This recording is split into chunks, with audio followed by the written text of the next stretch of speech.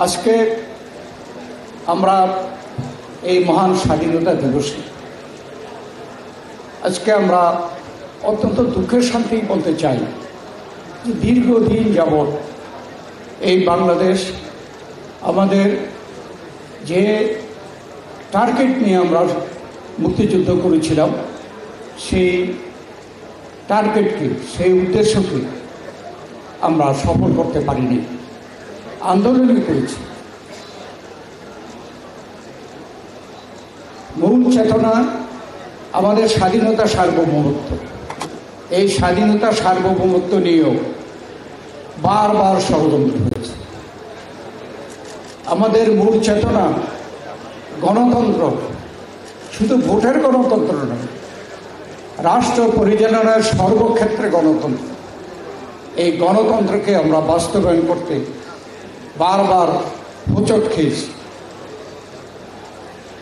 এমনকি আমাদের মহান মুক্তিযুদ্ধ, স্বাধীনতার ঘোষণা, এই সকল ঐতিহাসিক ঘটনাবলীও বিগত যে স্বৈরাচারী ফ্যাসিস্ট সরকার তাদের নিজস্ব স্বার্থে এই ইতিহাসকে বিকৃত করে, ইতিহাসকে ধামাচাপা দিয়ে এদেশের জনগণকে বিভ্রান্ত করতে চেয়েছিল। এটা অত্যন্ত দুঃখজনক। এখানে সম্মানিত আলোচকবৃন্দ বলেছেন কীভাবে শহীদ প্রেসিডেন্ট জিয়াউর রহমানকে, এদেশের স্বাধীনতার ঘোষক, এটা কীভাবে অস্বীকার করেন? কোনো অস্বীকার করার জোগান নেই। তেমনিভাবে পরবর্তী ইতিহাস, কেন ৭ই নভেম্বর আসলো বাংলাদেশে? সিপাহী জনতার বিপ্লব, এটা আপনারা ভুলিয়ে দিতে চান? কেন স্বাধীনতার পরে যারা ক্ষমতায় এসেছিল, এই যারা বিগত পতিত স্বৈরাচার ফ্যাসিস্ট সরকার আওয়ামী লীগ, তারা বাংলাদেশে প্রথমেই গণতন্ত্রকে হত্যা করে বাকশাল প্রতিষ্ঠা করেছে। আর এই ৭ই নভেম্বরের সিপাহী জনতার বিপ্লবের মাধ্যমে শহীদ প্রেসিডেন্ট জিয়াউর রহমানকে এই বাংলাদেশে ক্ষমতায় বসিয়ে শহীদ জিয়াউর রহমানকে সুযোগ করে দিয়েছিলেন তিনি সেই বাকশাল বাতিল করে এই দেশে বহুদলীয় গণতন্ত্র প্রতিষ্ঠা করেন। শহীদ প্রেসিডেন্ট জিয়াউর রহমান 19 দফা কর্মসূচি দিয়ে এদেশে তিনি গণতন্ত্র পুনঃপ্রতিষ্ঠা, অর্থনৈতিক মুক্তি, সামাজিক ন্যায় বিচার এবং সর্বক্ষেত্রে মানুষের স্বাধীনতা দেওয়ার যে পদক্ষেপ গ্রহণ করেছিলেন, কিভাবে আমরা এই সত্যগুলো অস্বীকার করি?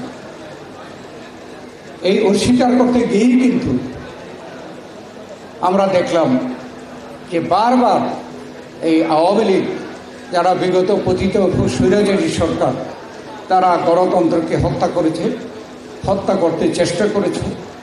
আর আমাদের দলের যে প্রতিষ্ঠাতা শহীদ প্রেসিডেন্ট জিয়াউর রহমান বীরোত্তম, তিনি এই মুক্তিযুদ্ধের জন্য তিনি প্রথম মুক্তিযোদ্ধা একজন উল্লেখ করেছেন। আমরা সবাই ভুলে গেছি যে 25-এর কালো রাত্রে যখন ঢাকা সহ সারা বাংলাদেশে যে হত্যাযজ্ঞ চলছে, তখন মেজর জিয়া তৎকালে সেনাবাহিনীতে চট্টগ্রামে তিনি রিভোল্ট করে, পাকিস্তান সেনাবাহিনী থেকে রিভোল্ট করে তিনি তার সেনাবাহিনীকে নিয়ে, বাঙালি সৈন্যদেরকে নিয়ে সেই ক্যান্টনমেন্ট থেকে তিনি বেরিয়ে গিয়েছিলেন এবং এর পরের দিন কালুরঘাট বেতার কেন্দ্রে স্বাধীনতা ঘোষণা করেছিলেন। এটা কে না জানে? এই সত্যকে ধামাচাপা দিতে গিয়ে এই আওয়ামী লীগ এই দেশে এই গণতন্ত্রকে হত্যা করার জন্য বারবার চেষ্টা করেছে। আর শহীদ প্রেসিডেন্ট জিয়াউর রহমান, বহুদলীয় গণতন্ত্র, আবার দেশনেত্রী বেগম খালেদা জিয়া এই বাংলাদেশে ক্ষমতায় এসে তিনি সংসদীয় গণতন্ত্র প্রতিষ্ঠা করেছেন। নির্বাচন যাতে নিরপেক্ষ হয়, স্বাধীন হয়, এবং জনগণ যাতে সঠিকভাবে তাদের ইচ্ছা মতো ভোট দিতে পারে, সেই জন্য দেশনেত্রী বেগম খালেদা জিয়া সংবিধানে তত্ত্বাবধায়ক সরকার ব্যবস্থা প্রণয়ন করেছিল। আর এই সেই তত্ত্বাবধায়ক সরকার বাতিল করলো কে? শেখ হাসিনা, ফ্যাসিস্ট স্বৈরাচারী সরকারের প্রধানমন্ত্রী। এদেশের মানুষ প্রমাণ করেছে যে যখনই সুযোগ পেয়েছে স্বাধীনভাবে ভোট দেওয়ার, তখনই তারা ভোট দিয়ে সরকার পরিবর্তন করেছে। 1991-তে এই জনগণ স্বাধীনভাবে সুযোগ পেল বিএনপিকে, বেগম খালেদা জিয়াকে ক্ষমতায় বসালো। আবার 96-তে বেগম খালেদা জিয়া যে প্রণীত যে তত্ত্বাবধায়ক সরকারের ভিত্তিতে যে নিউট্রাল ইলেকশন হলো, নিরপেক্ষ ইলেকশন, সেই ইলেকশনে কিন্তু জনগণ আওয়ামী লীগকে বসিয়েছে। আবার 2001-এ এই জনগণই তাদের স্বাধীন ভোটাধিকার মাধ্যমে বিএনপিকে 2/3 মেজরিটি দিয়ে বেগম খালেদা জিয়াকে ক্ষমতায় বসিয়েছে। এটা তো প্রমাণ করেছে দেশের মানুষ যদি সুযোগ পায় তাহলে ভোট দিয়ে তারা সরকার পরিবর্তন করতে পারে। এটা যদি একটা দেশে প্রমাণিত হয় যে ভোট দেওয়ার সুযোগ পেলে সরকার পরিবর্তন করতে পারে জনগণ, তাহলে সেই দেশে যে গণতন্ত্র এবং গণতন্ত্রের চেতনা শক্তিশালী, এটা আর বোঝানো প্রয়োজন হয় না। আবার এই জনগণ এই দেশে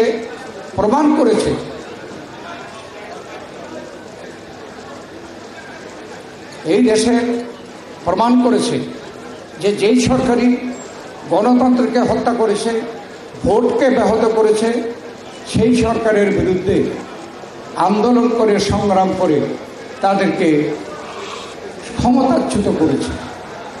হোসেন মোহাম্মদ এরশাদ ক্ষমতায় এসে ঠিক একইভাবে গণতন্ত্রকে হত্যা করে গায়ের জোরে ক্ষমতা টিকে থাকতে চেয়েছিল। এবং এদেশের ছাত্র জনতা এই দেশে অভ্যুত্থানের মাধ্যমে হোসেন মোহাম্মদ এরশাদকে বিদায় করেছিল। আবার এই শেখ হাসিনাকে এই 24শে জুলাই আগস্টে আমাদের 16 বছরের আন্দোলনের ফসল, বৈষম্য বিরোধী ছাত্র গণ আন্দোলনের যে ফলে একটি স্বৈরাচারী সরকারকে পতন ঘটিয়েছে। স্বৈরাচারী সরকারের প্রধানমন্ত্রী পদত্যাগ করতে বাধ্য হয়েছে, দেশ থেকে পালাতে বাধ্য হয়েছে। নেতাদের পরিণতি কি হচ্ছে আমরা সকলে দেখছি। অতএব দেশের মানুষ প্রমাণ করেছে ভোটের সুযোগ পেলে ভোটের মাধ্যমে সরকার পরিবর্তন করে, আর যদি ভোট দিতে বাধা সৃষ্টি করে তাদেরকে বিতাড়ন করতে পারে, এটাও প্রমাণ করেছে। অতএব আজকে এদেশে নির্বাচন যে একমাত্র সমাধান, এটা আর আমরা নতুন করে যুক্তি দিয়ে আমাদের বলা প্রয়োজন হয়। এই সরকার ক্ষমতায় এসে প্রথম কিন্তু এদেশের মানুষকে ওয়াদা করেছিল যে দেশের জনগণের অধিকার তারা ফেরত দেবে, এবং জনগণের অধিকারের মধ্যে ভোটের অধিকার হচ্ছে সবচেয়ে একটা সর্বাগ্রের একটা অধিকার, ভোটের অধিকার। এবং এই ভোটের অধিকার জনগণ প্রত্যাশা করেছিল যে ইতিমধ্যে এই সরকার একটা দিন তারিখ ঘোষণা করে নির্বাচনের, সাধারণ নির্বাচনের, জাতীয় সংসদের নির্বাচনের দিন তারিখ ঘোষণা করবে। কিন্তু এই নিয়ে আজকের এই স্বাধীনতা দিবসে আমরা আলোচনা করেছি। সন্দেহ পোষণ করছে জনগণ যে এই নিয়ে ষড়যন্ত্র হচ্ছে। আমরা বলতে চাই যে নানাভাবে উছিলা সৃষ্টি করা হচ্ছে। যেমন নির্বাচনের আগেই কেউ কেউ চাচ্ছেন সংস্কার সাধন শেষ করে তারপরে নির্বাচন হবে।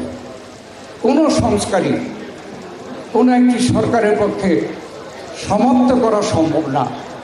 সংস্কার হচ্ছে চলমান, এবং এটা সরকার থেকে সরকার পরিবর্তন হবে এবং এই সংস্কার চলমান থাকবে। সংস্কারের কথা বলে উছিলা সৃষ্টি করে জাতীয় সংসদ নির্বাচনকে অনেকেই পিছাতে চাচ্ছে। উদ্দেশ্য আছে, আমরাও কিছু বুঝি, সব কিছু বলতে চাই না। তারপরে কেউ কেউ বলছে যে লোকাল গভর্নমেন্ট ইলেকশন, অর্থাৎ স্থানীয় সরকার নির্বাচন আগে হবে, তারপরে জাতীয় সংসদ। স্থানীয় সরকারের নির্বাচনটার উদ্দেশ্য কী থাকবে?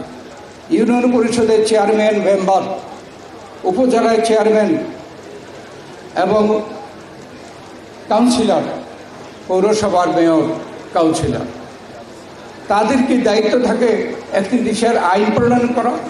তাদের কি দায়িত্ব থাকে একটি দেশের মৌলিক যে সমস্যাগুলো থাকে সেই সমস্যাগুলো সম্পর্কে সিদ্ধান্ত নেওয়া? এই স্থানীয় সরকার কি কোনো সিদ্ধান্ত নেওয়ার ক্ষমতা আছে যে দেশের অর্থনৈতিক নীতি কী হবে, পররাষ্ট্রনীতি কী হবে? সেটা করে জাতীয় সংসদ। আজকে এই সকল উছিলা যারা দেখাচ্ছেন, আসলে নির্বাচনকে বিলম্ব করার জন্য তারা ষড়যন্ত্র করছেন।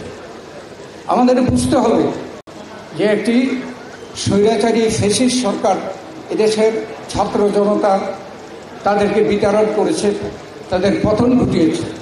তারা দেশে বিদেশে থেকে ষড়যন্ত্র করার চেষ্টা করবে। কিন্তু আমরা বলতে চাই, অতি দ্রুত নির্বাচনের দিন তারিখ যদি ঘোষণা করা হয়, তাহলে জনগণ নির্বাচনমুখী হয়ে যাবে এবং নির্বাচনমুখী জনগণের সামনে যে কোনো রকমের ষড়যন্ত্র এটা টিকতে পারবে না। আমাদের বিশ্বাস জনগণই সেই ষড়যন্ত্রকে মোকাবেলা করবে। অতএব দেশের স্বার্থে, জনগণের স্বার্থে, দেশের আইন শৃঙ্খলার স্বার্থে, অর্থনীতির স্বার্থে এবং এই বর্তমান যে সরকার, এই সরকারের স্বার্থে আমরা আজকে এই স্বাধীনতা দিবসে আহ্বান জানাতে চাই, দাবি করতে চাই, অনতি বিলম্বে কোনো ধরনের উছিলা, কারো কোনো আবদার, এগুলোর দিকে আপনারা তোয়াক্কা না করে নির্বাচনের দিন তারিখ ঘোষণা করেন। জনগণই ঠিক করে নেবে। সমস্যা যারা সৃষ্টি করে, ষড়যন্ত্র যারা করে, তার বিরুদ্ধে জনগণই দায়িত্ব নিয়ে তার সমাধান করবে। আজকের এই দিনে আপনাদের সকলকে আমি ধন্যবাদ জানিয়ে আমি আমার বক্তব্য শেষ করছি। বাংলাদেশ জিন্দাবাদ, জাতীয়তাবাদী দল জিন্দাবাদ, শহীদ জিয়া হোক, দেশনেত্রী বেগম খালেদা জিয়া জিন্দাবাদ, তারেক রহমান আমাদের ভবিষ্যৎ নেতা, তারেক রহমান জিন্দাবাদ।